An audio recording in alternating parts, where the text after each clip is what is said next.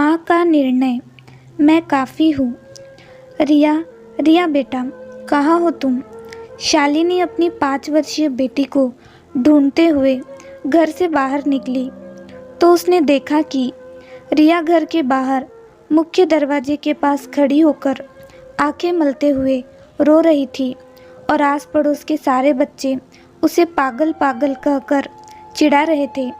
शालिनी को देखकर सभी बच्चे भाग खड़े हुए और शालिनी ने रिया को प्यार से अपने आंचल में समेट लिया और उसे चुप कराते कराते शालिनी का मन खुद ही पीड़ा से भर उठा और उसकी खुद की आंखें भी नम हो गई। बचपन से ही दिमागी रूप से कमज़ोर रिया का हर कोई मजाक उड़ाता था, यहाँ तक कि परिवार के सदस्य भी उसे नज़रअंदाज कर दिया करते थे। शालिनी का एक छोटा सा परिवार था, सास ससुर और पति, लेकिन तीनों में से कोई भी रिया पर ध्यान नहीं देता था। रिया पागल नहीं थी, बस उसका दिमाग थोड़ा कमज़ोर था, जिसकी वजह से कोई भी चीज़ सीखने में उसे सामान्य से थोड़ा ज़्यादा समय लग जाता था। लेकिन परिवार के लोगों में इतना धैर्य नहीं था कि उसे कोई भी चीज़ शांति से बैठकर समझाए या सिखाए। सबको यही लगता था कि रिया को कुछ भी समझाना या सिखाना अपने समय की बर्बादी करना है। जब बाहर के लोग रिया का मजाक उड़ाते और परिवार के लोग उसे नज़रअंदाज करते तो शालिनी का दिल तड़प कर रह जाता था।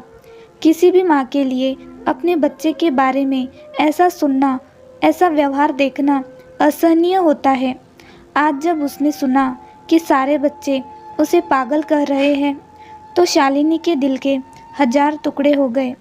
वो आहत मन से सोचने लगी कि जब बचपन में ही रिया के लिए इतनी सारी चुनौतियां हैं तो बड़ी होने के बाद इसका जीवन कैसा होगा। वो रिया के भविष्य के बारे में सोचकर ही काँप उठी।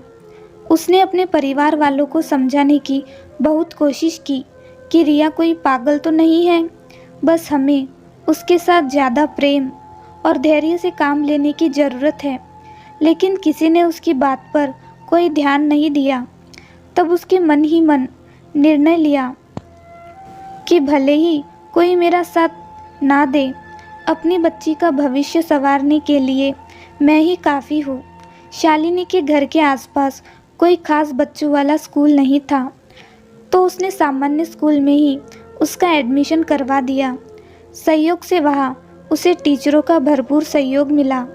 शालिनी अपने घर गृहस्थी की सारी जिम्मेदारियों को अकेले निभाने के बाद थकान से चूर हो जाती। फिर भी अपना सारा काम खत्म करने के बाद वह अपनी बेटी के लिए समय निकाल लेती थी और वो उसके साथ तरह तरह के ज्ञान बढ़ाने वाले खेल खेलती, उससे ढेर सारी बातें करती और बाकी लोगों के रूखे व्यवहार के बदले अकेले अपनी ममता के सागर से उसे तृप्त करने की कोशिश करती। रिया का ड्राइंग और पेंटिंग के प्रति बहुत ही रुझान था। जब उसने अपने पति राजीव से रिया को पेंटिंग क्लास में भेजने की बात कही तो राजीव ने साफ इनकार करते हुए 2 टूक शब्दों में कह दिया, मेरे पास इतने पैसे नहीं हैं ऐसे फिजूल कामों में उड़ाने के लिए।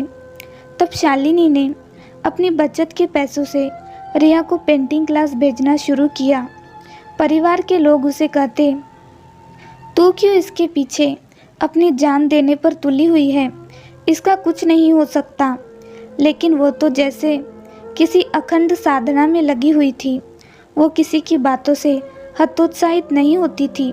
शालिनी ने अपनी दर्द, थकान, बीमारी और तनाव को दरकिनार कर अपनी बेटी का जीवन संवारने के लिए दिन रात एक कर दिया और धीरे धीरे शालिनी के अथक परिश्रम का परिणाम भी नजर आने लगा। रिया अब खुश रहने लगी थी। धीरे धीरे वह बहुत सारी चीज़ें सीख रही थी और दुनिया को समझने के लिए उसमें व्यवहारिक ज्ञान भी विकसित होने लगा था। और पेंटिंग तो वह ऐसी बनाने लगी थी कि उसकी आयु के सामान्य बच्चे भी ऐसी पेंटिंग नहीं बना पाते थे। सब उसकी पेंटिंग देखकर दांतों तले उंगलियां दबा लेते थे। उसके ब्रश जब कैनवास पर चलते थे तो मानो उसकी बनाई हुई पेंटिंग सजीव हो उठती थी।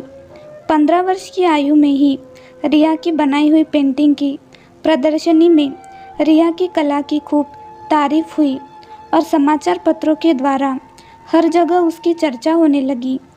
रिया ने अपनी सफलता का सारा श्रेय अपनी माँ को देते हुए कहा, अगर माँ ने प्रयास ना किया होता तो शायद आज मैं सचमुच एक पागल की तरह ज़िंदगी गुजारने के लिए मजबूर होती। अपनी बेटी की उपलब्धि देखकर शालिनी का दिल उसके लिए गर्व से भर उठा और उसकी आंखों में खुशियों के आंसू झिलमिला उठे। वही लोग जो बचपन में रिया को पागल कहकर चिढ़ाया करते थे, आज उसकी प्रशंसा के पुल बांधने में लगे हुए थे। और परिवार के सभी लोग जिन्होंने शालिनी और रिया का साथ कभी नहीं दिया, आज उसकी उपलब्धियों पर गर्व महसूस कर रहे थे। इसके साथ ही शालिनी के पति और सास ससुर इस बात पर शर्मिंदा भी थे कि उन्होंने कभी शालिनी का साथ नहीं दिया। शालिनी के अथक परिश्रम और रिया की सफलता ने यह साबित कर दिया था कि कोई भी परिस्थिति हो, एक माँ अपने बच्चे के लिए काफ़ी होती है। कहानी कैसे लगी हमें ज़रूर बताएं दोस्तों। चैनल पर नए हैं तो लाइक शेयर सब्सक्राइब ज़रूर करें। कहानी सुनने के लिए धन्यवाद।